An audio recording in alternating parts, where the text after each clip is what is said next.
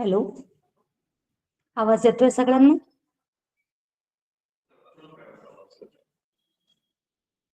फुल आहे.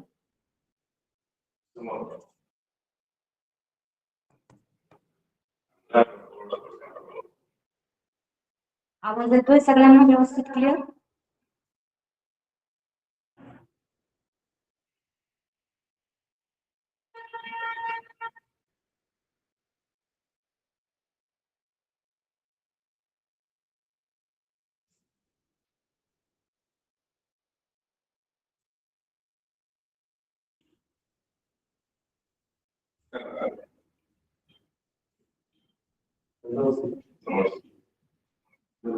सगळ्यांना नमस्कार.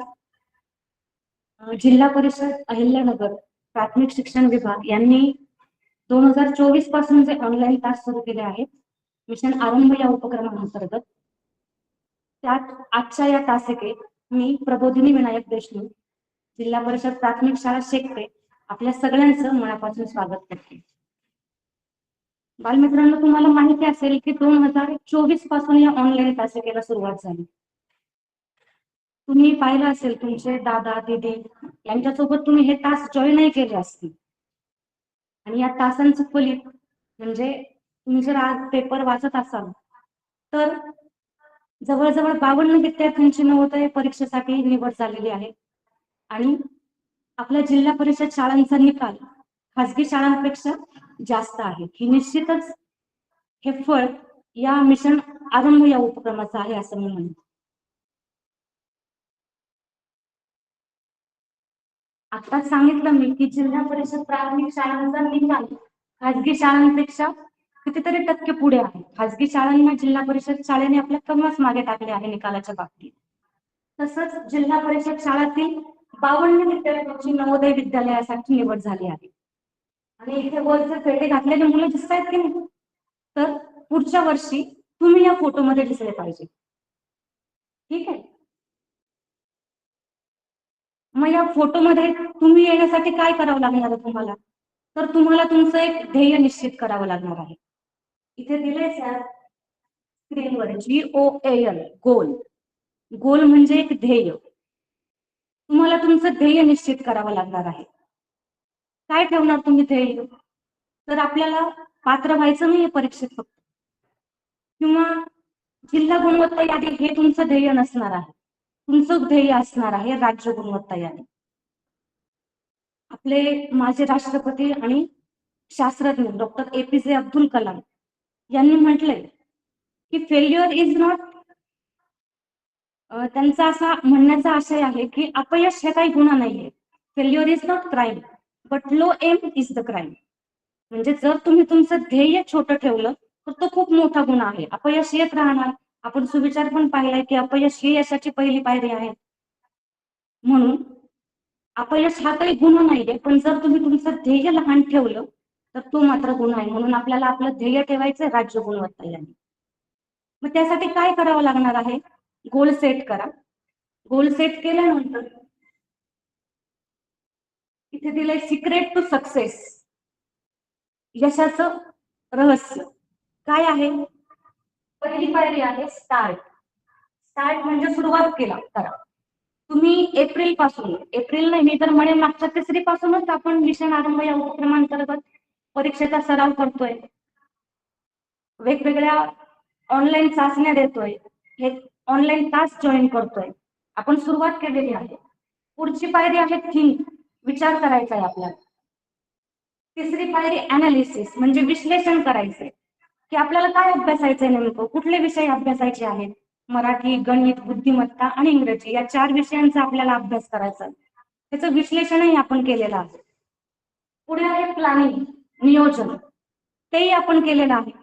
शिक्षण विभागाने तुमच्या पुढे एक दिशादर्शिका ठेवली आहे. कुठल्या महिन्यात तुम्हाला कुठला अभ्यास करायचा आहे, परीक्षा केव्हा होणार आहे, याचं एक सगळं प्लॅनिंग आपल्या जिल्हा परिषदेने आपल्या पुढे ठेवलेले आहे. आता आपल्यालाही प्लॅनिंग करायचंय. तुम्ही स्वतःच एक वेळापत्रक तयार करा की मी सोमवार आहे, आज सोमवारी कुठल्या विषयाचा अभ्यास करेन, मंगळवारी कुठल्या विषयाचा अभ्यास करेन. या सगळ्या बाबींचं नियोजन करून तुम्ही तुमचं एक वेळापत्रक तयार करा आणि त्या वेळापत्रकानुसार चालण्याचा प्रयत्न करा. ठीक आहे, प्लॅनिंग, नियोजन.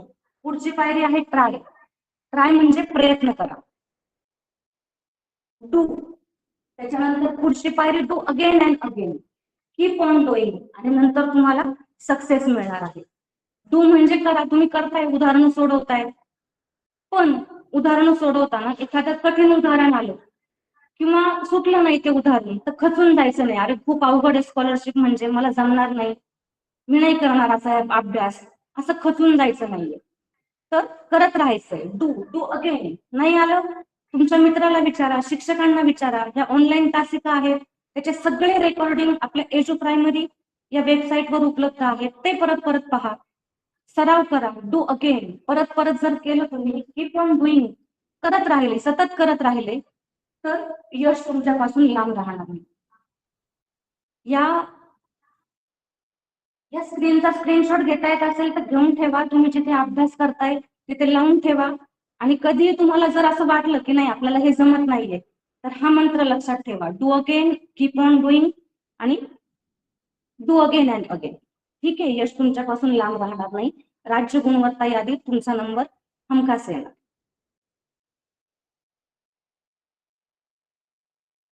आज मला जो विषय दिलेला आहे बुद्धिमत्ता चाचणी, आणि त्यातला उपघटक आहे समसंबंध.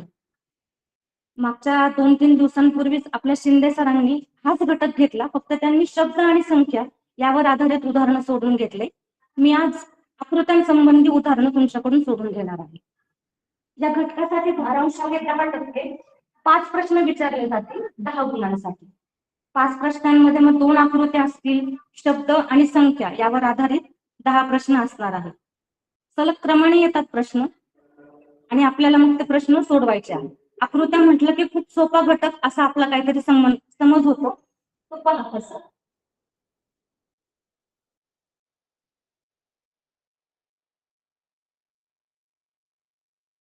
मी तुम्हाला सांगितलं की ध्येय उच्च ठेवायचं आहे, राज्य गुणवत्ता यादी हे तुमचं ध्येय असणार आहे. त्याचबरोबर पुढच्या वर्षी 5वीला नवोदय विद्यालय प्रवेश परीक्षा असते. तर या परीक्षेत तिथे आपल्याला पात्र होण्यासाठी जवाहर नवोदय विद्यालय टाकळी ढोकेश्वर अहिल्यानगरची ही इमारत दिसतीये, इथे आपल्याला जायचंय 5वीला, 5वी नंतर. मग हे सुद्धा आपलं एक ध्येय असलं पाहिजे. आणि सांगितलं मी तुम्हाला की एका दिवसात किंवा एका वर्षात तयारी करून चालणार नाहीये. आपण याची सुरुवात 3री पासूनच केलेली आहे. जर आपण 3री पासून सुरुवात करत असू, सराव करत असू, तर जवाहर नवोदय विद्यालयाला सुद्धा आपली निवड होणं फारसं कठीण जाणार नाहीये. तुम्ही जर या जवाहर नवोदय विद्यालय परीक्षेचा अभ्यासक्रम पाहिला तर त्यामध्ये मानसिक क्षमता परीक्षण 40 प्रश्न असणार आहेत 50 गुणांसाठी. अंकगणित परीक्षण 20 प्रश्न 25 गुणांसाठी. आणि भाषा परीक्षण 20 प्रश्न 25 गुणांसाठी. असा 100 मार्कांचा पेपर असणार आहे. त्यात मानसिक क्षमता परीक्षण हा जर घटक तुम्ही पाहिला तर याच्यामध्ये 40 जे प्रश्न आहेत ते 40ही प्रश्न आकृत्यांवर आधारित आहेत. ठीक आहे, ह्या आकृत्यांना 40-50 मार्क, जवळजवळ निम्मे प्रश्न या आकृत्यांवर असणार आहे. मग त्याच्यामध्ये वर्गीकरण येईल, समान पद ओळखा येईल, समसंबंध शोधा येईल, आरशातली प्रतिमा, जलप्रतिबिंब, असे वेगवेगळे प्रश्न असणार आहेत आणि ते आपल्याला सोडवायचं आहे. म्हणून ह्या आकृत्यांना जरी सोप्या वाटत असल्या तरी त्या सोडवायच्या कशा, हे सगळं आपण आजच्या तासिकेत पाहणार. ठीक आहे.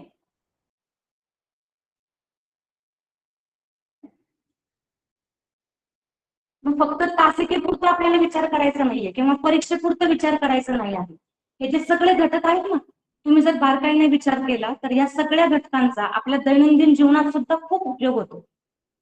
तुम्ही जर आकृत्यांच्याच बाबतीत पाहिलं तर या आकृत्यांमधून आपल्याला निरीक्षण क्षमता, तार्किक विचार करण्याची क्षमता, अनुमान लावण्याची क्षमता, 21व्या शतकात कौशल्य सांगितले आहेत. 4 C's असं आपण त्यांना म्हणतो. क्रिटिकल थिंकिंग आहे, कोलॅबोरेशन, हे 4 जे कौशल्य आहेत ते सुद्धा या घटकांमधून विकसित होतील.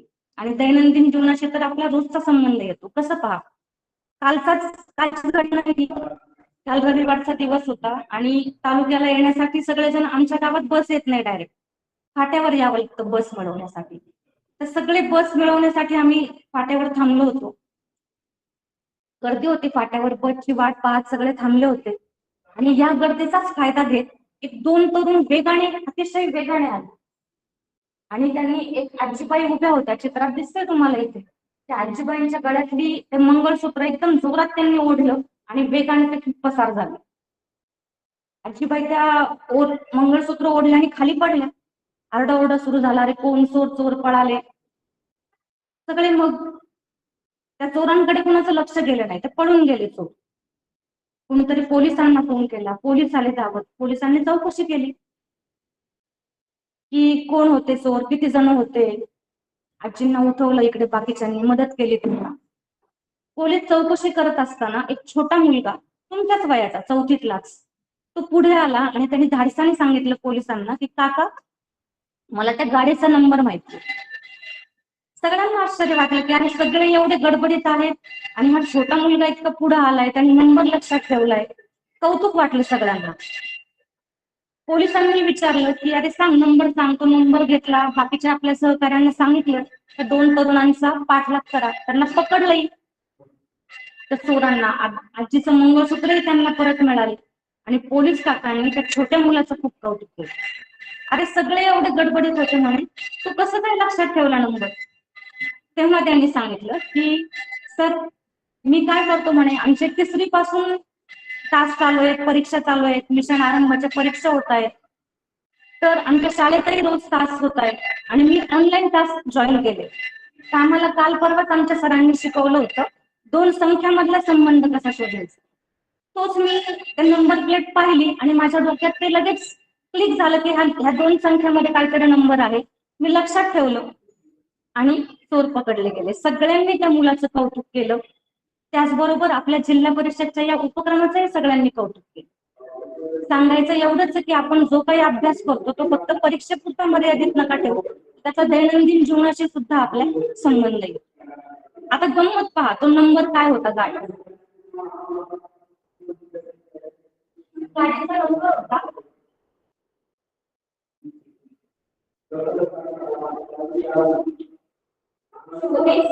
39. काय नंबर होता गाडीचा, 2439. तर मुलाने काय सांगितलं, मी कसं लक्षात ठेवलं म्हणे गाडीचा नंबर, 2चा वर्ग 4 आणि 3चा वर्ग 9. मी समसंबंध लावला म्हणे, पहिल्या दोन पदामध्ये जो संबंध आहे तोच इकडे 3 आणि 9 मध्ये आहे आणि त्याने ते चोर पकडून दिले, एवढ्या छोट्या मुलं, हो की नाही.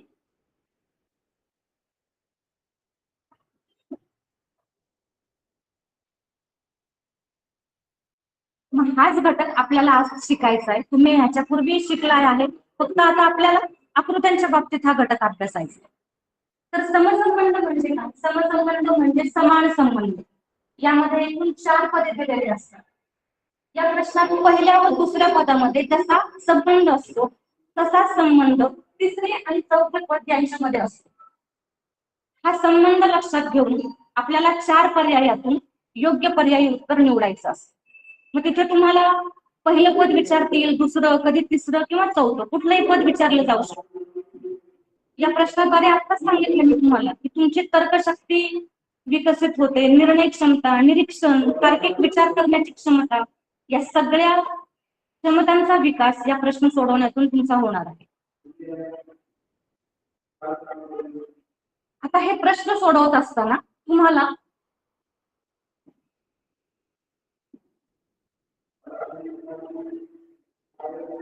एक डॉट इथे अभ्यासावे लागणार आहे.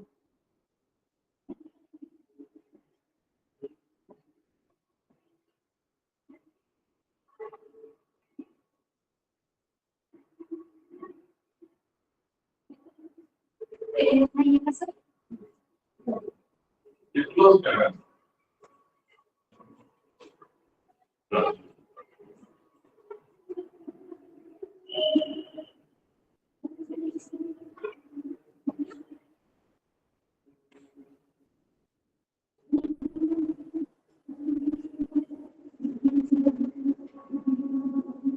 ठीक आहे.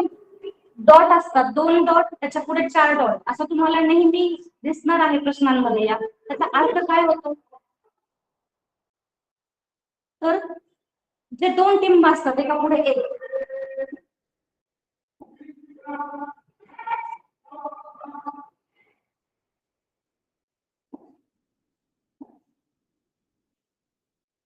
पेन येत म्हणजे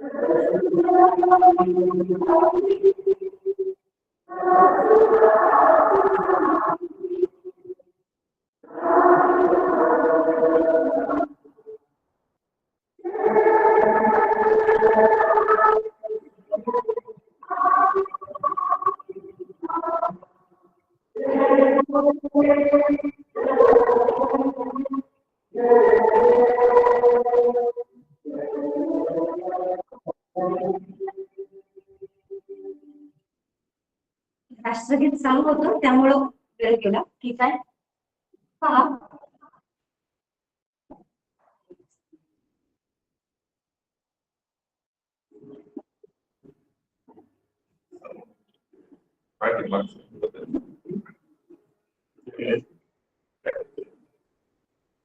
ठीक आहे. सहसंबंध शोधत असताना निरीक्षण क्षमता, आकलन क्षमता, तार्किक विचार क्षमता या सर्व क्षमतांचा विचार होत असतो, विकास होत असतो.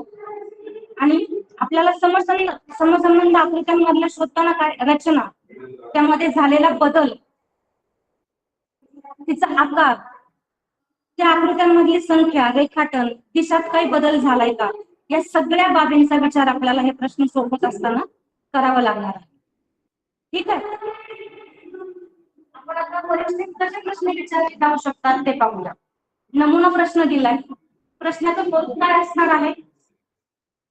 पहिल्या पदाचा जो संबंध दुसऱ्या पदाशी आहे तसा संबंध तिसऱ्या पदाचा चौथ्या पदाशी आहे. तर प्रश्नचिन्हाच्या जागी येणारी आकृती ओळखा. पहिला आपल्याला दोन पदांमध्ये संबंध शोधायचा, पहिलं आणि दुसरं पद. तुम्ही जर निरीक्षण केलं तर इथे 3 एरो सारखे चिन्ह दिसत आहेत. दुसऱ्या पदात मात्र 1, 2, 3 आणि 4 एक पद वाढलेलं आहे. जसं त्या पहिल्या आणि दुसऱ्या पदामध्ये एक पद वाढलंय तसंच तिसऱ्या आणि चौथ्या पदामध्ये तोच संबंध असणार आहे, एक पद वाढायला हवं. पहिल्या आकृतीत 2 चौरस दिसत आहेत, म्हणजे आपलं उत्तर असणार आहे त्यात 3 चौरस असायला हवे. म्हणून पर्याय क्रमांक 1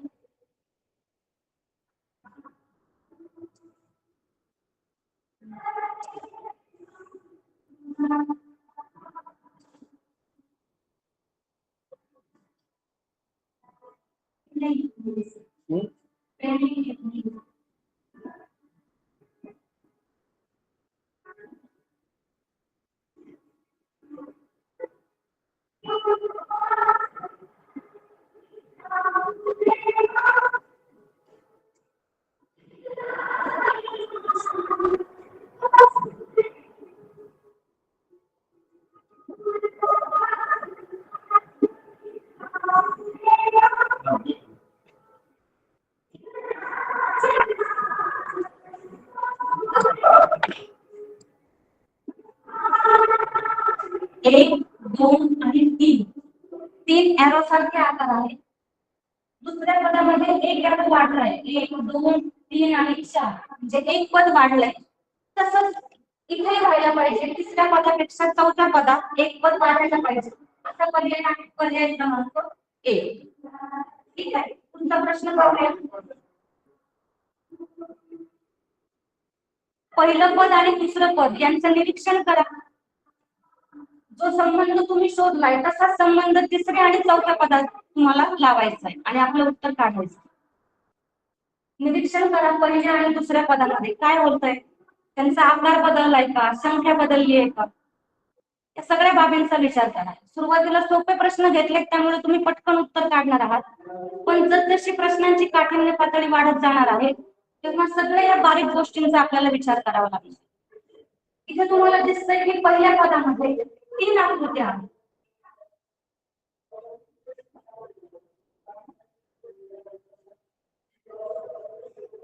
तीन रेषा दिसत आहेत तुम्हाला, 3 रेषाखंड दिसत आहेत आणि दुसऱ्या पदामध्ये एक रेषाखंड कमी झाला.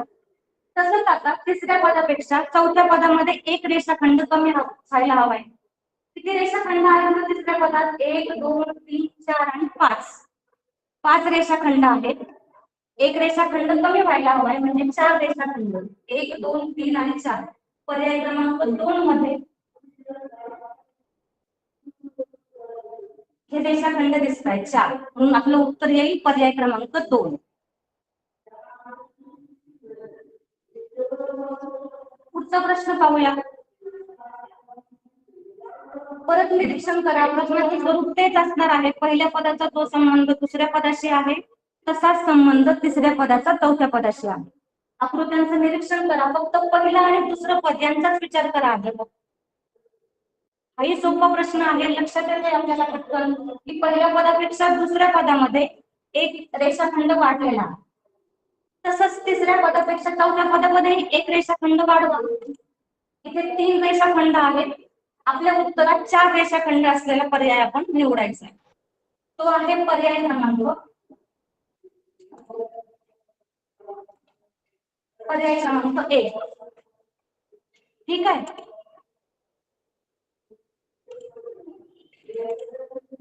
पुढचा प्रश्न पाहूया. परत विचार करा. पहिलं पद दुसरं पद त्याचं निरीक्षण करा. काय बदल झालाय? हाही सोपा प्रश्न आहे. आणि जेव्हा आपण प्रश्नपत्रिकेचं स्वरूप बघतो तेव्हा आपल्याला 30% प्रश्न खूप सोपे, 30% प्रश्न अवघड आणि 40% प्रश्न हे काठिण्य पातळीचे असणार आहे. तर आपल्याला प्रश्न पाहिल्याबरोबर हे लक्षात यायला पाहिजे की हा सोपा प्रश्न आहे की अवघड आहे, त्याला जास्त वेळ देणं गरजेचं आहे का, याही गोष्टींचा विचार आपण प्रश्नपत्रिका सोडताना करायला हवा. आपण सोपा प्रश्न आहे. पहिल्या पदापेक्षा दुसऱ्या पदात एक पद कमी झाले, एक आकार कमी झालाय, तसंच इथे व्हायला हवंय. इथे 2 त्रिकोण आहेत तर चौथ्या पदात एकच त्रिकोण यायला हवा. मग आपलं उत्तर येणार आहे पर्याय क्रमांक 2. ठीक आहे.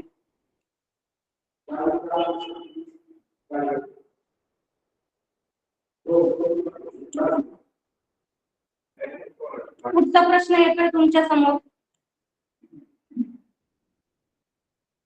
विचार करा. पहिलं पद दुसरं पद काय बदल झालाय? आता यामध्ये आकार बदलले, आकार बदलले, रेखाटन करताना बदल झालाय. तो काय झालाय नेमका हे लक्षात घ्या. ठीक आहे. उत्तर आलेलं असणार आहे तुमचं. आपण बघतोय पहिल्या आकृतीत पहिल्या पदात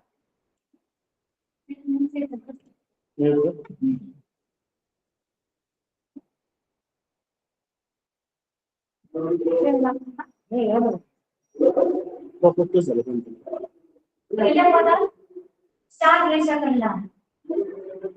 ठीक आहे. आणि या 4 रेषाखंडापासून एक बंदिस्त आकृती तयार झाली आहे चौकोन. म्हणजे 4 उभ्या रेषाखंडांपासून एक बंदिस्त आकृती केली. हा संबंध आपण शोधून काढला पहिल्या आणि दुसऱ्या पदात. तसाच संबंध तिसऱ्या आणि चौथ्या पदाशी शोधायचा आहे. तिसऱ्या पदात 3 उभे रेषाखंड आहेत. 1 2 3 आणि या 3 रेषाखंडापासून तयार होणारी बंदिस्त आकृती कुठली? सोपा आहे अगदी, त्रिकोण. पर्याय क्रमांक आहे 3. ठीक आहे. पुढचा प्रश्न पाहूया.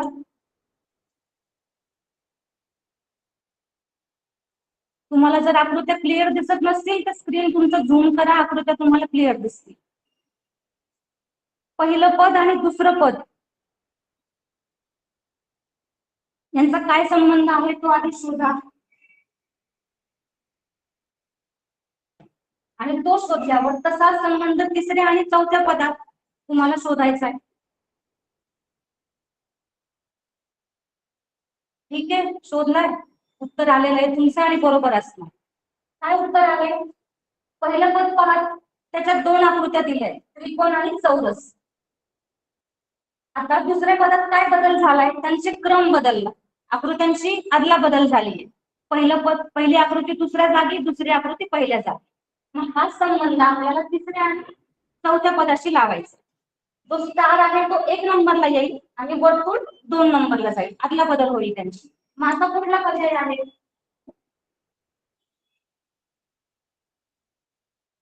पर्याय क्रमांक आहे 2.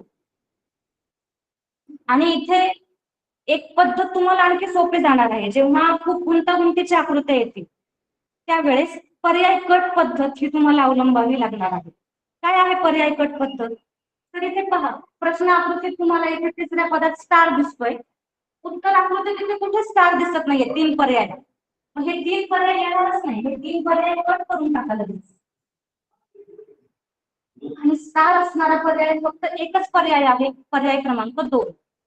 आपण जसजसे पुढे उदाहरणं सोडवत जाऊ तशी पर्याय कट पद्धत तुम्हाला आणखी समजत जाईल आणि तिचा निश्चित फायदा तुम्हाला मेन परीक्षेत, मुख्य परीक्षेत होणार आहे. ज्यावेळेस आपण एखादा घटक आपल्याला शिकायचा राहून जातो किंवा त्याचा फार सराव होत नाही, मग अशा वेळेस आपण गोंधळून जातो, अरे हा नवीन प्रश्न आला, मी ह्याचा अभ्यासच केलेला नाहीये. जरी असं असलं तर ज्या वेळेस तुम्ही पर्याय कट पद्धत वापराल की नाही, हे उत्तर येत नाही, पर्याय 2 येत नाही, 2च पर्याय शिल्लक राहिले, मग ह्यातून जर तुम्ही योग्य पर्याय निवडलात तर त्यावेळेस तुमचं उत्तर येण्याची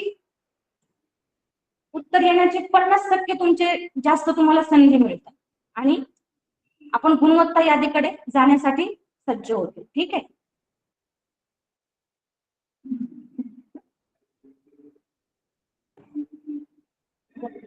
पुढचा प्रश्न पाहू. आकृतीच आहे पण आता या आकृतीतही परत संख्या दिलेल्या आहेत, तर या आकृतीतल्या संख्यांचा विचार करा. जेव्हा मी माझ्या वर्गात हा घटक शिकवला तेव्हा मुलांनी काय केलं, खूप घाई असते ना मुलांना, प्रश्न वाचत नाही, 3 पदांमध्ये संबंध शोधायला आणि वेगळंच काहीतरी उत्तर काढून दिलं. तर तसं करायचे नाहीये, घाई करायची नाहीये. आपल्याला प्रश्न नीट वाचायचा. प्रश्नामध्ये काय आहे, पहिलं आणि दुसरं पद यातला संबंध आधी शोधायचा आहे, मग ते तिसऱ्या पदाचा विचार करायचा आहे. आता तुम्ही फक्त पहिलं आणि दुसरं या 2 पदामध्येच विचार करा, काय बदल झालाय. त्या आकृतीमध्येही परत संख्या आल्या, त्या संख्यांमध्ये काय बदल झालाय त्याचा निरीक्षण करा. ठीक आहे, उत्तर आलेलं असणार आहे. आपल्याला लक्षात येतंय की पहिल्या पदापेक्षा दुसऱ्या पदाच्या संख्या दिलेल्या आहेत. इथे 2 आले, दुसऱ्या पदात त्याच जागी 1 आलेला आहे. इथे 6 आहे, इथे 3 आलेले आहेत. इथे 8, दुसऱ्या पदात 4 आणि 4च्या ऐवजी इकडे आलेले आहेत 2. आपण जर निरीक्षण केलं तर आपल्याला असं लक्षात येतंय की ह्या प्रत्येक संख्या निमपट झालेल्या आहेत दुसऱ्या पदात. 2च्या निमपट 1, 6च्या निमपट 3, 8च्या निमपट 4 आणि 4च्या निमपट 2. तसंच आपल्याला तिसऱ्या आणि चौथ्या पदामध्ये शोधायचं. तिसऱ्या पदात 6 आहे, 6च्या निमपट 3 येणार आहे. मग 6च्या जागी 3 असणारा पर्याय कोणता, तो त्याचा फक्त विचार करा, बाकीचे पर्याय कट करा. कोणते पर्याय कट होतील? पर्याय कट पद्धत वापरू आपण इथे. इथे 3 येत नाहीये, पर्याय 4 कट होतोय, पर्याय दुसराही कट होतोय कारण 6च्या जागी आपल्याला 3 हवे, तिथे 2 आलेले आहेत, पर्याय 2ही कट झाला. उरले पर्याय 1 आणि 3. ह्याचाच विचार करू आपण. म्हणजे जर आपण असं केलं तर आपला वेळही वाचतो, आपला गोंधळ कमी होतो आणि किती कठीण आकृती आली, अवघड आकृती आली तरी आपण आपलं उत्तर अचूक असतं. ठीक आहे. मग 10 आहे पुढचा संख्या, 10च्या निमपट संख्या 5. कुठे आहे 5? इथे 4 आले नाही, पर्याय कट झाला आणि आपलं उत्तर आलं पर्याय क्रमांक 1. ठीक आहे. पुढचा प्रश्न पाहूया.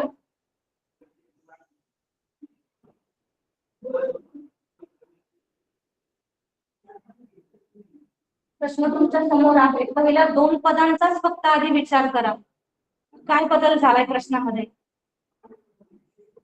आकृत्यांचा आकार बदललाय का, संख्या बदललीये का, दिशा बदललीये का,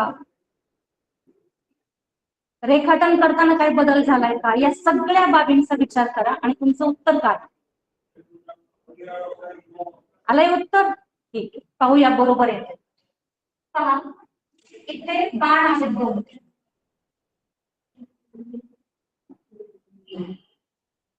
डाऊनवर्ड एरो आहेत, खालच्या दिशेने बाण आहेत. आणि दुसऱ्या पदात काय झाले, बाणांची दिशा बदलली आहे, ते फक्त वर गेले. आपण याला जलप्रतिबिंब म्हणू शकतो. पहिल्या पदाचं जलप्रतिबिंब दुसऱ्या पदात गेलेलं आहे, तसंच तिथे होणार आहे. तिसऱ्या पदात 3 एरो आहेत, डाऊनवर्ड एरो. त्याचं जलप्रतिबिंब शोधायचंय तुम्हाला. इथेही पर्याय पद्धत वापरा. जलप्रतिबिंबात काय होतं, खालची बाजू वर जाते, वरची बाजू खाली येते. पर्याय 4 येत नाही, ते आडवे झाले एरो. पर्याय 1ही येत नाही, आता फक्त उरले पर्याय 2 आणि 3. तर इथे संख्या कमी झाली आहे, पर्याय 3ही येत नाही आणि आपलं उत्तर येतं पर्याय क्रमांक 2. सोप्या आकृत्या तुम्हाला निरीक्षणाने ते पटकन ओळखता येतं, पण ही पर्याय कट पद्धत तुम्हाला कधी उपयोगी पडणार आहे, ज्या वेळेस आकृत्या गुंतागुंतीच्या असतात, एकात एक वेगवेगळ्या आकृत्या असतात, त्या आकृत्यांमध्ये छोटे छोटे आकार असतात, परत ते मोजायचे असतात. मग त्यावेळेस आपल्याला ही पर्याय कट पद्धत खूप उपयोगी पडणार आहे. पुढचा प्रश्न पाहू आपण.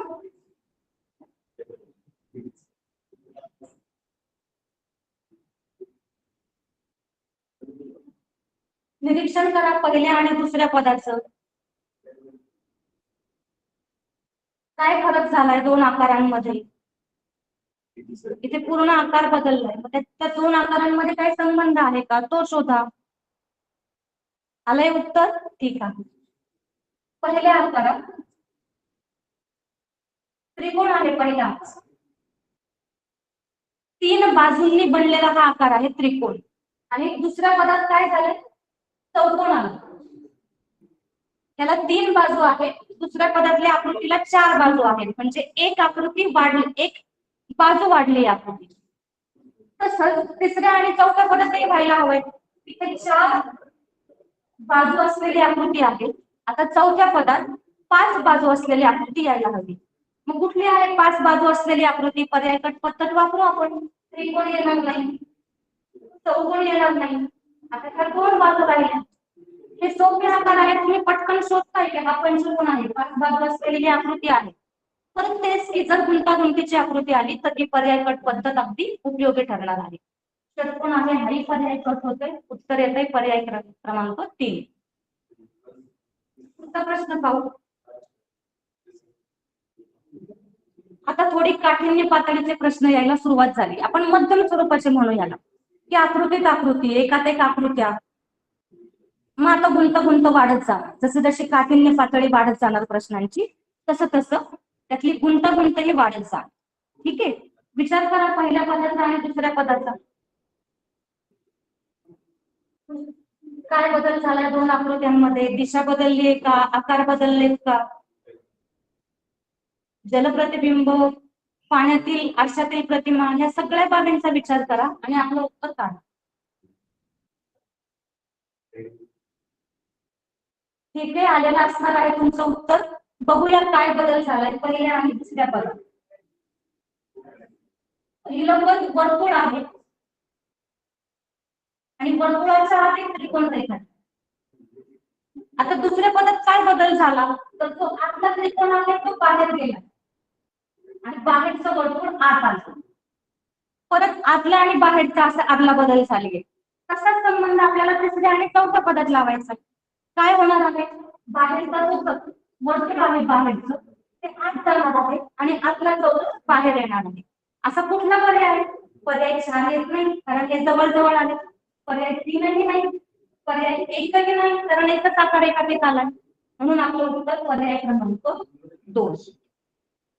ठीक आहे, छान सोडवत आहेत सगळे मुलं. आणि हेच अपेक्षित आहे बरं मुलांना, की तुम्ही सोपे प्रश्न अगदी पटकन निरीक्षणाने सोडवणं अपेक्षित आहे. कारण इथे जो तुमचा वेळ वाचेल तो मग गणितातले अवघड उदाहरणं बुद्धिमत्तेमध्येही आहेत, वय, तार्किक अनुमान यासारखे प्रश्न आहेत, ते सोडवायला तुम्हाला हा वेळ कन्वर्ट करता येईल. ठीक आहे, पुढच्या प्रश्नाकडे जाऊया आपण.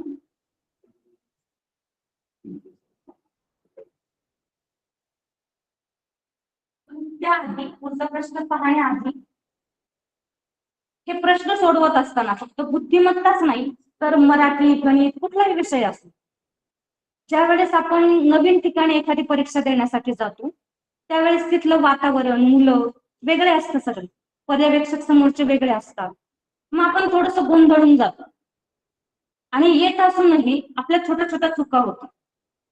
कसं ते सांगणारा हा पिक्चर तुम्हाला मागे स्क्रीन दिसतंय, फेल फेल नावाचा हा पिक्चर आहे. बऱ्याच जणांनी पाहिला असेल, नसेल तर मी तुम्हाला सुचवण की हा सिनेमा तुम्ही नक्की आवर्जून पहा. काय आहे या सिनेमात, तर मनोज कुमार शर्मा इथे दिसत आहेत. मनोज कुमार शर्मा हे एक पोलीस अधिकारी आहेत आणि त्यांच्या जीवनावर त्यांनी कसं आपल्या जीवनातल्या संकटांना तोंड देत यश मिळवलं त्याबाबतची ही गोष्ट आहे, ही कथा आहे, हा पिक्चर आहे 12th फेल. काय झालं होतं या सिनेमामध्ये, मनोज कुमार शर्मा नावाचा एक छोटा 10वी 12वीतला तरुण शिकण्यासाठी मोठ्या शहरात येतो आणि तिथे स्वप्न बघतो की आपल्याला कोणीतरी एक मोठा अधिकारी व्हायचं. मग हे अधिकारी होण्यासाठी जी जी त्याची मेहनत करायची तयारी असते तो पूर्ण तयारी करतो. दिल्ली सारख्या मोठ्या ठिकाणी येतो.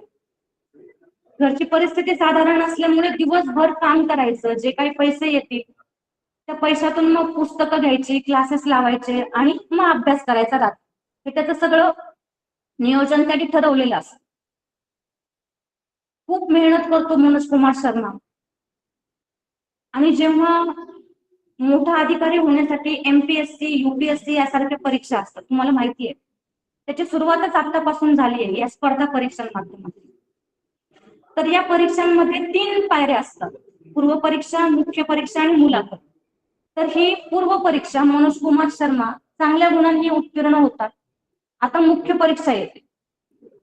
पूर्व परीक्षा आपल्यासारखी असते, स्कॉलरशिप सारखी ऑब्जेक्टिव्ह, फक्त ते सर्कल गोल करायचे, रंगवायचे. पण मुख्य परीक्षेला डिस्क्रिप्टिव्ह म्हणजे खूप 3-3, 4-4 पानांची उत्तरं लिहिणं, टिपा लिहा यासारखे प्रश्न त्यात असतात. तर मनोज कुमार शर्मा परत दुप्पट वेगाने अभ्यासाला लागले. त्यांचा उत्साह वाढला, नाही आपण आता पहिली परीक्षा झालोय पास, आपल्याला दुसऱ्या मुख्य परीक्षेत पास व्हायचंय, अधिकारी व्हायचंय, आपल्या आई वडिलांना खूप आनंद द्यायचा आहे, सुखात ठेवायचंय. अभ्यासाला लागले. मेन परीक्षेचा दिवस आला, हॉलमध्ये गेले, पेपर हातात पडला त्यांच्या, त्यांनी वाचला सगळा पेपर आणि खूप आनंदी झाले. अरे आपण जो अभ्यास केलाय तेच सगळे प्रश्न आलेत आपल्याला. पटापट पटापट त्यांनी उत्तर द्यायला सुरुवात केली. प्रश्नपत्रिकेत प्रश्न आला होता टुरिझम वर टीप लिहा. काय प्रश्न होता? टुरिझम.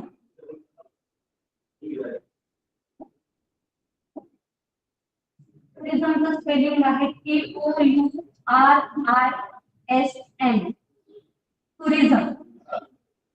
टुरिझम म्हणजे पर्यटन. तर या पर्यटनावर आधारित त्यांना प्रश्न होता, 3-4 पानात उत्तर लिहिणं अपेक्षित होतं. त्यांनी प्रश्न वाचला, उत्तर लिहिलं, पण गडबडीत काय झालं माहिती मुलांना, त्यांनी टुरिझम हा शब्द वाचण्याऐवजी उत्साहात म्हणा किंवा काहीच्या त्या भांबावलेल्या वातावरणात म्हणा त्यांनी प्रश्न वाचला टेररिझम. TERRO, terrorism.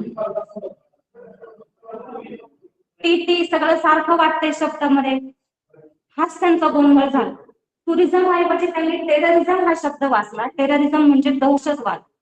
किती विरुद्धार्थी शब्द होता. तर दहशतवादावर त्यांनी 3-4 पानं छान उत्तर लिहिलं. खुश होते खूप की अरे आपण जो अभ्यास केला त्याच्यावरच आधारित आपल्याला प्रश्न आले. पेपर सगळा वेळेत पूर्ण केला. परीक्षा हॉलच्या बाहेर आले. सगळे मित्र भेटले त्यांना, कसा गेला मनोज तुला पेपर? खूप छान गेला म्हणे, यावर्षी सिलेक्शन माझं नक्की आहे. मी टेररिझम वर एवढं छान लिहिलंय म्हणे मुद्देसूद की माझं सिलेक्शन पक्क. पेढे वाटायला घ्या म्हणे तुम्ही लगेच. सगळे मुलं हसायला लागले. मनोज कुमार शर्मा थोडे उदास झाले. अरे काय झालं, असं का तुम्ही चेहरे केले? ते म्हणे अरे तू काय लिहिलं बाबा, टेररिझम वर प्रश्न नाही आलेला, तू प्रश्नपत्रिका बघ, टुरिझम वर प्रश्न आलेला आहे आणि तू उत्तर लिहिलंय टेररिझम वर. कसा तो सिलेक्ट होणार मुख्य परीक्षेत? मनोज कुमार शर्मा खूप दुःखी झाले. त्यांनी डोक्यालाच हात लावून घेतला, अरे काय आपल्याकडून ही चूक झाली. पण त्यांनी मगाशी सांगितल्याप्रमाणे अपयश आलं तरी त्यांनी हार मानली नाही. ते प्रयत्न करत राहिले. Do again and again, keep on doing हा मंत्र त्यांनी लक्षात ठेवला, प्रयत्न चालूच ठेवले आणि त्याचं यश म्हणजे ते एक मोठे पोलीस अधिकारी झाले. मला सांगायचंय काय, की आपल्या या टुरिझम आणि टेररिझम यासारख्या चुका नाही झाल्या पाहिजे. त्यासाठी भरपूर सराव करावा लागणार तुम्हाला प्रश्नांचा. त्याचबरोबर प्रश्नपत्रिका जेव्हा हातात येते तेव्हा गडबड करायची नाही. प्रश्न काय आहे आधी व्यवस्थित वाचायचे. बरेच मुलं आकृत्या आल्या ना मॅडम, खूप सोपं आहे, आकृत्याच होत्या सगळ्या पेपरमध्ये. नवोदय विद्यालयाचा जेव्हा पेपर येतो ना, मुलांना विचारतो कसा होतो, खूप सोपं होतं मॅडम, सगळ्या आकृत्याच होत्या. होणार आमचं नवोदयला सिलेक्शन. पण जेव्हा आम्ही उत्तरपत्रिका ती मुलांची चेक करतो तेव्हा लक्षात येतं की ह्यांनी आकृत्यांमध्ये सुद्धा चुका केल्या. काय, प्रश्नच वाचलेला नसतो. जलप्रतिबिंब असतं तिथे आरशातल्या प्रतिमेचं उत्तर लिहून टाकतात, आरशातल्या प्रतिमेऐवजी जलप्रतिबिंब, असा गोंधळ घालतात. मग आपल्याला असं गोंधळ न घालायचा नाहीये परीक्षेत. टेररिझम टुरिझम यासारखी चूक करायची नाहीये, म्हणून प्रश्न नीट वाचायचा आहे, आपलं डोकं शांत ठेवायचं. आम्ही शाळेत असताना आम्हाला एक कविता होती, if you can keep your head. काय होतं कवितेचं नाव, if you can keep your head, म्हणजे तुम्ही तुमचं डोकं शांत ठेवू शकलात. डोकं शांत ठेवायचं म्हणजे मन शांत ठेवायचं. मग यासाठी तुम्ही प्राणायाम करा रोज, मेडिटेशन, एक 5 मिनिटं फक्त डोळे झाकून शांत बसून राहा. याने सुद्धा खूप फायदा होणार आहे. आपल्याला पेपर सोडवताना वेळेत पूर्ण होणार आणि गोंधळ होणार. ठीक आहे, पुढचा प्रश्न पाहू आपण आता. आता पुढचे प्रश्न सोडवताना गडबड करू नका. टुरिझम टेररिझम यासारख्या चुका करू नका. शांततेत प्रश्न पूर्ण व्यवस्थित वाचा. इथे आपल्याला पहिलं पद दुसरं पद याच्याशी संबंध लावायचा आहे आधी, मग तिसऱ्या पदाचा विचार करायचा. त्यामुळे तीनही आकृत्यांकडे पाहूच नका, फक्त पहिली आणि दुसरी आकृती यांचंच निरीक्षण करा. ठीक आहे, पहा पहिलं आणि दुसरं पद काय फरक झालाय, आकार बदललाय का, त्यांचं रेखाटन करताना काय बदल झालाय का, पाण्यातलं प्रतिबिंब आहे का, आरशातली प्रतिमा आहे का, या सगळ्या बाबींचा विचार करा. उत्तर आलंय तुमचं, वा छान. दिसतंय तुम्हाला की इथे आहे इथे, आणि या एमचं जलप्रतिबिंब दुसऱ्या आकृतीत दिसतंय. बरोबर, जलप्रतिबिंबामध्ये काय होतं, वरचा भाग खाली येतो, खालचा दिसणारे जे भाग आहेत ते वर जातात. इथेही जलप्रतिबिंब आहे. आता वाईचं जलप्रतिबिंब शोधायचंय आपल्याला. पर्याय पण पद्धत वापरा, आडवा झालाय हा वाय नाही येणार, पर्याय तीनही येत नाहीये, पर्याय एक तर तंतोतंत जुळणारी आकृती आहे तीही येत नाहीये, म्हणून आपला पर्याय क्रमांक 2 हे या प्रश्नाचं अचूक उत्तर आहे. ठीक आहे, पुढचा प्रश्न घेऊया.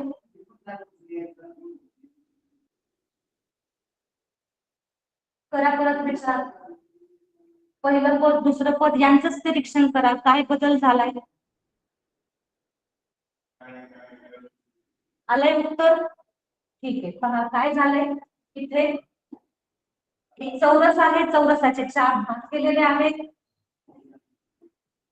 आणि त्याच्यामध्ये परत 2 वर्तुळ आहेत. ठीक आहे,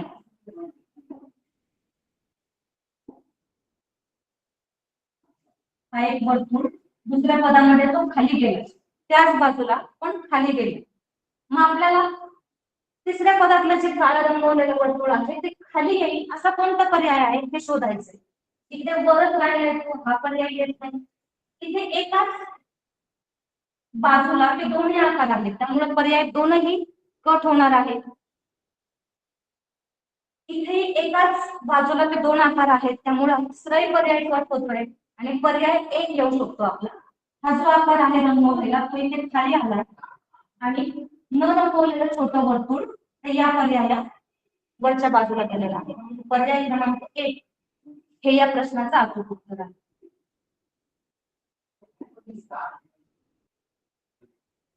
पुढचा प्रश्न पहा परत. हा मध्यम स्वरूपाचा प्रश्न म्हणता येईल, कारण फक्त एकाच अक्षराचा जलप्रतिबिंब तुम्हाला दिलेलं नाहीये किंवा आरशातील प्रतिमा दिलेली नाहीये. 2 आकार. आता आणखी जसं जसं गुंतागुंत वाढेल 3-3 शब्द येतील किंवा एक मोठा शब्द येईल आणि त्याचं तुम्हाला जलप्रतिबिंब किंवा आरशातील प्रतिमा ओळखावी लागणार आहे. इथे दिसतंय आरशातील प्रतिमा आहे, पण पहा प्रत्येक अक्षराची वेगळी अक्षर आरशातील प्रतिमा दिलेली आहे. आलंय उत्तर. इथे काय झालंय पहिल्या आणि दुसऱ्या पदात बी ची जागा तीच राहिली आहे, फक्त आरशातील प्रतिमा आली. आणि ई ची जागा ही तीच राहिली आहे, फक्त तिची आरशातील प्रतिमा आली आहे. दोन पदांचे वेग स्थान तेच ठेवून आरशातल्या प्रतिमा घेतल्या. तसं इथं के आणि क्यू च जागा तीच ठेवायची आपल्याला. के 1 नंबरलाच क्यू 2 नंबरलाच फक्त त्यांची आरशातील प्रतिमा घ्यायची. इथेही पर्याय गट पद्धत वापरा. पहिले एक येणार नाही कारण तंतोतंत जुळणारी आकृती आहे. इथे के आणि क्यू चं स्थान बदललंय तिसऱ्या पर्यायात, म्हणून पर्याय क्रमांक 3 हे उत्तर येणार नाही.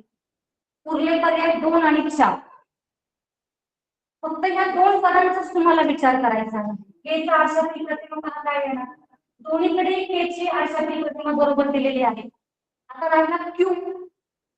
क्यू इथे तसाच तसा आलेला, म्हणून पर्याय 2 ही कट होतोय आणि आपलं उत्तर येत आहे पर्याय क्रमांक 4. ठीक आहे. पर्याय कट पद्धत का वापरायची, कारण ज्या वेळेस आकृत्या येतात खूप छोटे छोटे भाग असतात, त्यांचं निरीक्षण करायचं असतं आपल्याला आणि फक्त तेवढेच प्रश्न सोडवायचे नसतात, तर आणखी बाकीचे 75 प्रश्न असतात पूर्ण वेळेत कव्हर करायचे असतात. मग जर आपण पर्याय कट पद्धत वापरली नाही तर गोंधळ होण्याची शक्यता वाढते, म्हणून पर्याय कट पद्धत वापरा आणि अचूक उत्तरापर्यंत जा. या आकृत्यांवरचे प्रश्न खूप सोपे आहेत, फक्त तुम्ही जर निरीक्षण केलं व्यवस्थित, आता सांगितलेल्या सगळ्या ट्रिक वापरल्या तर तुम्हाला पैकीच्या पैकी मार्क या आकृत्यांमध्ये मिळू शकतो. ठीक आहे. पुढचा प्रश्न पहा. आता एकात एक आकृती आलेल्या आहेत, काय संबंध आहे त्यांच्यामध्ये, कसं त्यांचं स्थान बदललंय याचा विचार करा आणि आपलं उत्तर काढा.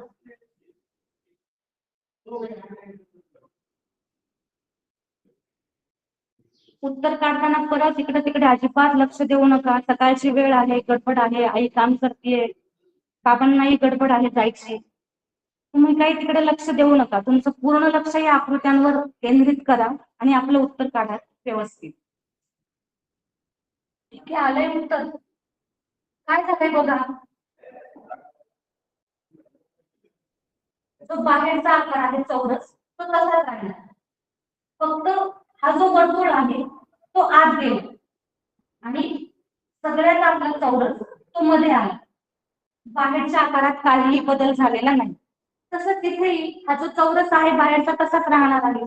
चारही पर्यायात तो चौरस आहे, त्यामुळे आपण या स्टेजला आता पर्याय कट नाही करत.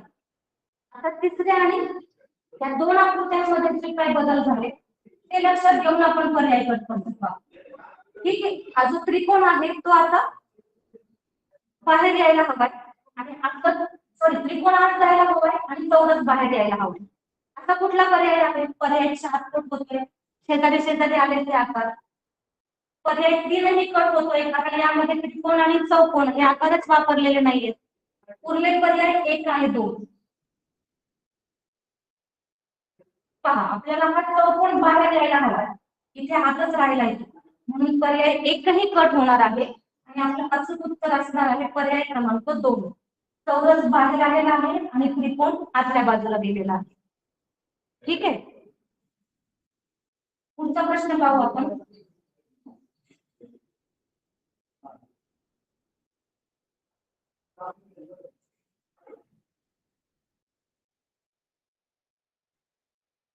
पहिलं पद दुसरं पद यांचा परत विचार करा, काय बदल झालाय,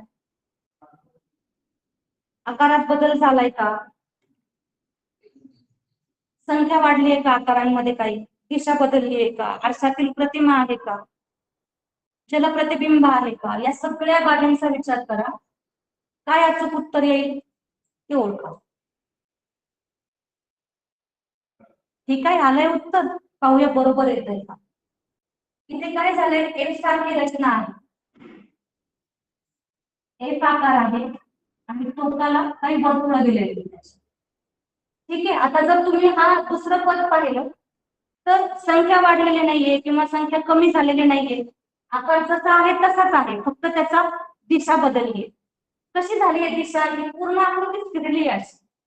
मग आता तुम्हाला 2 दिशा लक्षात ठेवाव्या लागणार. एक घड्याळाच्या दिशेने, त्याला म्हणतात प्रति घटीवत. सॉरी घटिवत म्हणतात. घड्याळाच्या दिशेने असेल तर घटिवत क्लॉकवाईज, आणि घड्याळाच्या काट्याच्या विरुद्ध दिशेने. आपलं घड्याळ असं फिरतं की नाही, इथे 12 असतात, मग 1 मग 2 या पद्धतीने आपलं घड्याळ फिरत राहतं. म्हणून ही घटिवत दिशा क्लॉकवाईज. आणि जर इथे 6 असतील तर इथे 5 4 या दिशेने आपलं घड्याळ किंवा ती आकृती फिरत असेल तर त्याला म्हणायचं प्रतिघटिवत, अँटी क्लॉकवाईज. याचा सुद्धा आपल्याला हे प्रश्न सोडवत असताना विचार करायचा. ठीक आहे, मग हा एफ कसा फिरला इथे आता असा होता, आडवा झालेला, म्हणजे अँटी क्लॉकवाईज तो एफ फिरलाय, प्रतिघटिवत पद्धतीने तो एफचा आकार बदलला. तसंच हे जे आकार आहे तो आपल्याला अँटी क्लॉकवाईज पद्धतीने फिरवायचा आहे. असा फिरवायचा आहे म्हणजे ही जी आडवी दिशा आहे ती उभी झाली पाहिजे. असा कुठला पर्याय आहे? पर्याय 4 कट झाला, इथे आडवी राहिली इथे रेष, पर्याय 2ही कट झाला. पर्याय 1 आणि 3 चा विचार करू. आता हा जेव्हा आकार फिरणार आहे तेव्हा या 2 उभ्या रेषा या बाजूला येतात, बरोबर. मग असा पर्याय कोणता आहे? पर्याय 3ही कट झाला आणि आपलं उत्तर आलं पर्याय क्रमांक 1. ठीक आहे, म्हणजे तुम्हाला त्या दिशांचा विचार करताना अँटी क्लॉकवाईज क्लॉकवाईज या बाबींचा सुद्धा खूप विचार करावा लागणार आहे. जेव्हा संख्या येतात ना, किंवा 4 भाग करतात वर्तुळाचे, त्याच्यात संख्या येतात, आकार येतात, तेही असेच अँटी क्लॉकवाईज क्लॉकवाईज पद्धतीने फिरत जातात.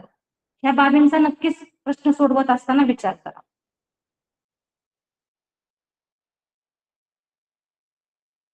पहा, इथे तुम्हाला आता प्रश्न नाही आला तुमच्या पुढे, तर एक चित्र आलं, हो ना.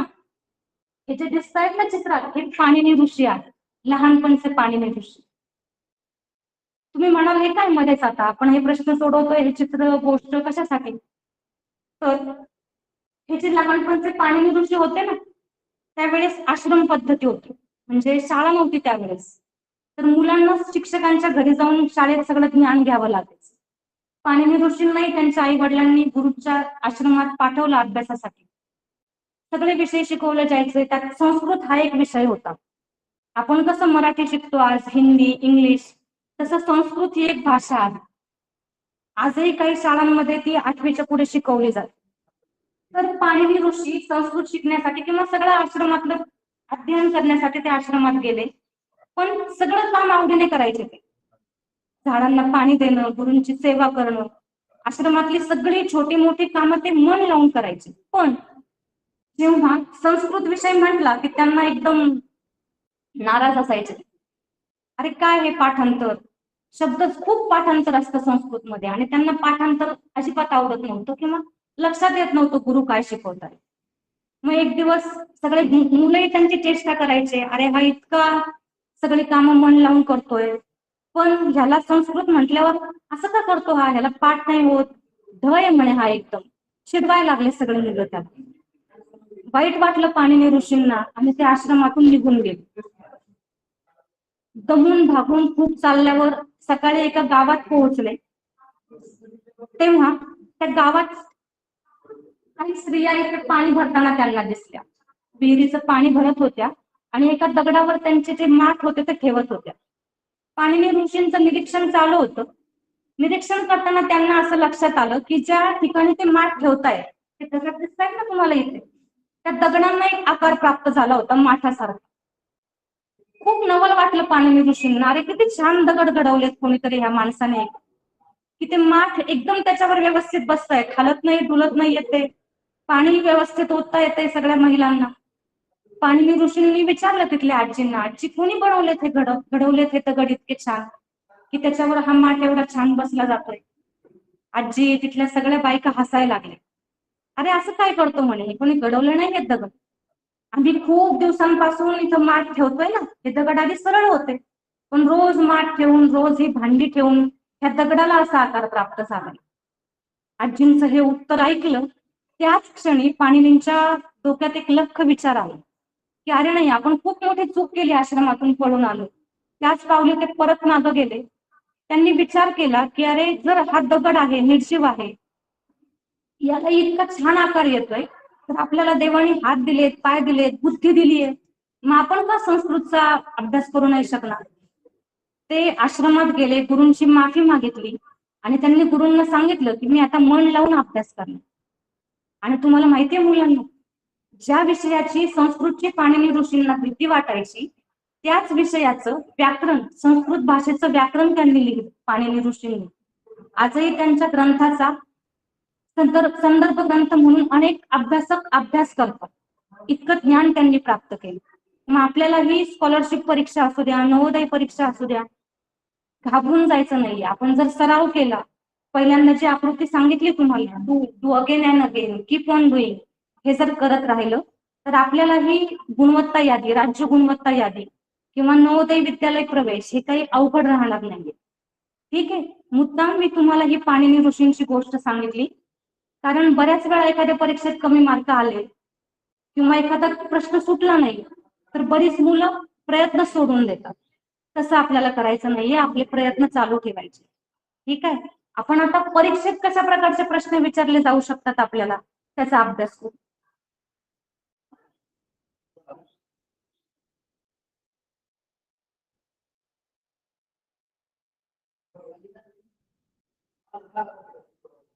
मागच्या वर्षीपासून चौथीला स्कॉलरशिप परीक्षा आली, त्याआधी 2017 पासून 5वी आणि 8वी या इयत्तांसाठी ही परीक्षा होती. तर मागच्या वर्षी चौथीला ज्या एप्रिल महिन्यात जी प्रश्नपत्रिका होती त्यातले हे प्रश्न आहेत. कसं स्वरूप आहे पहा प्रश्नाचं. प्रश्न तोच असणार आहे, पहिल्या पदाचा जो संबंध दुसऱ्या पदाशी आहे तसाच संबंध तिसऱ्या पदाचा चौथ्या पदाशी आहे. तर प्रश्नचिन्हाच्या जागी येणारी आकृती ओळखा. मी आधी सांगितलं की इथे आता चौथं पद शोधायचं आहे आपल्याला, पण दरवेळेस चौथंच पद शोधावं लागणार असं नाही. कधी ते तिसरं असू शकेल, कधी दुसरं, कधी पहिलं. प्रश्न नीट वाचायचा आहे आधी. ठीक आहे. इथे आपल्याला चौथं पद शोधायचंय. परत आता विचार करताना पहा आणि सलग प्रश्न येणार आहे. समसंबंध या घटकांवर शब्द असू द्या, संख्या किंवा आकृत्या, सलग 5 प्रश्न येतील आणि ते 5 प्रश्न तुम्हाला सोडवायचे आहेत. तर आता इथे फक्त पहिलं आणि दुसरं पद यांचा विचार करा. काय तुमचं उत्तर येत आहे काढून ठेवा.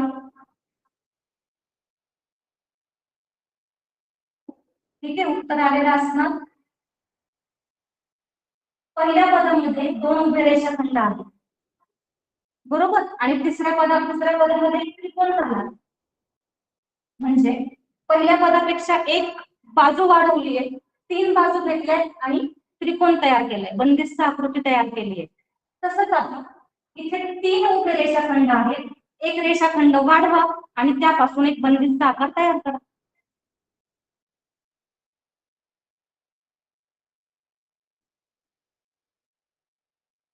आकार येईल. पर्याय 4 कट होतोय, पर्याय 3 कट होतोय, पर्याय 1 कट होतोय आणि आपला पर्याय येईल पर्याय क्रमांक 2. ठीक आहे. पुढचा प्रश्न पाहू.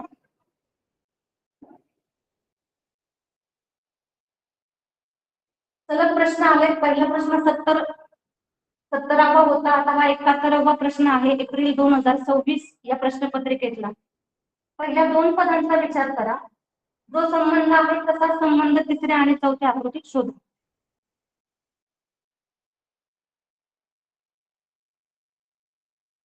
ठीक आहे. आपण इतक्या प्रश्नांचा सराव केलाय त्यामुळे तुमच्या लगेच लक्षात आलेलं असणार की पहिलं आणि दुसरं पद ह्या आठसातल्या प्रतिमा आहेत. डावी बाजू उजवीकडे झाली, असं एरो आहे, त्याची दिशा बदलली. तसंच आपल्याला आता डावी बाजू उजवीकडे, उजवी बाजू डावीकडे, म्हणजेच आरशातील प्रतिमा आपल्याला शोधायची. इथेही पर्याय कट पद्धत वापरा, कोणता पर्याय येऊ शकणार नाही.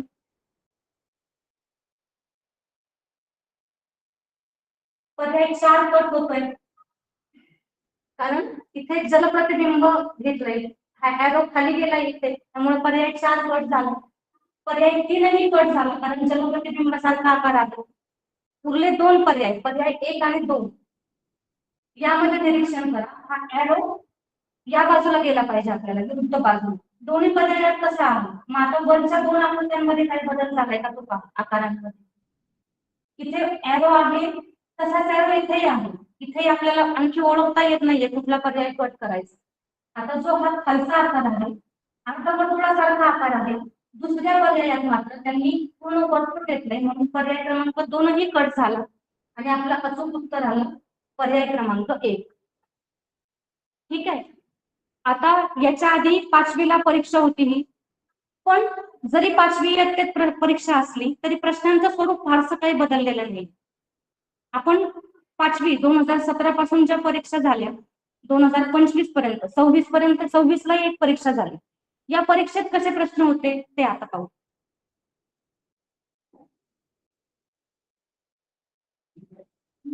इयत्ता 5वीच्या फेब्रुवारी 2025 मध्ये आलेला हा प्रश्न आहे. फक्त आधी 2 पदांचा विचार करा. या 2 पदांचाच विचार करा, मग तिसऱ्या आणि चौथ्या आकृतीकडे आपण लक्ष देऊ. काय बदल झालाय तिसऱ्या आणि पहिल्या आणि दुसऱ्या पदात? एकात एक आकार वाढलेत. आता काठिण्य पातळी असणारे थोडे प्रश्न आहेत, त्यामुळे इथेही पर्याय कट पद्धत वापरायची आहे आपल्याला. तुम्ही जर पाहिलं इथे तर बाहेरचा जो आकार आहे त्याचा आरशातलं प्रतिबिंब घेतलं. ठीक आहे. मग आता बाहेरच्या आकारातला आरशातलं प्रतिबिंब कट होणारा कुठला पर्याय आहे? हा जो भाग दिसतोय तुम्हाला तो या बाजूला गेला पाहिजे, म्हणजे पर्याय 3 कट होईल. आता 1, 2 आणि 3 या पर्यायांमधून आपल्याला पर्याय कट करत उत्तरापर्यंत यायचे. आता आतल्या भागाकडे जाऊ. आतल्या भागात काय झाले? हा जो भाग आहे तो खाली आलाय आणि विरुद्ध बाजूला गेला. ठीक आहे. त्याच्या ऑपोजिट या साईडला तो भाग आलेला आहे. मग असं इथे कोणत्या बाजूला चाललंय? हा त्रिकोण आहे न रंगवलेला, तो ऑपोजिट बाजूला जाईल. असं कुठला आकार आहे? शोधा आणि आपल्या उत्तरापर्यंत या. पर्याय 2 कट होणार आहे, पर्याय 4 ही कट होणार आहे आणि आपलं अचूक उत्तर येणार आहे पर्याय क्रमांक 1. ठीक आहे. बऱ्याच मुलांचं उत्तर बरोबर येत आहे. म्हणजे आपण जे काही आज तासिके ट्रिक सांगितल्या, ज्या काही सूचना दिल्या त्या तुम्ही मन लावून ऐकल्यात. खूप अभिनंदन तुमचं आणि हेच अपेक्षित आहे तुमच्याकडून. ठीक आहे.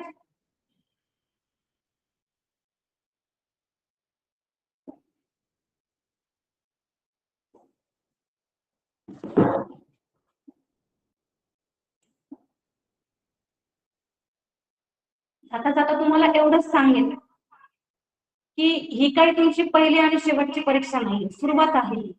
अशा खूप परीक्षा तुम्हाला द्यायच्या आणि मग या परीक्षांमध्ये जर तुम्हाला यश मिळवायचं असेल तर सातत्य, नियोजन आणि कुठल्याही गोष्टीचं सातत्य नियोजन हे तुम्हाला करावं लागणार आहे. हे जर तुम्ही आपलं प्रयत्न चालू ठेवले तर यश तुमच्यापासून लांब राहणार नाही. तुम्हाला सगळ्यांना फक्त स्कॉलरशिप परीक्षेसाठीच नाही तर जीवनात येणाऱ्या सगळ्या परीक्षांसाठी खूप खूप शुभेच्छा देते. प्रशासनाने मला आज बोलण्याची संधी उपलब्ध करून दिली त्याबद्दल त्यांचे आभार मानते. तुम्ही माझं एक तास ऑनलाईन असल्यामुळे खूप मर्यादा येतात, तरी शांतपणे सगळं तुम्ही व्यवस्थित लक्ष देऊन ऐकले. तुमचेही आभार मानते आणि थांबते. थँक्यू.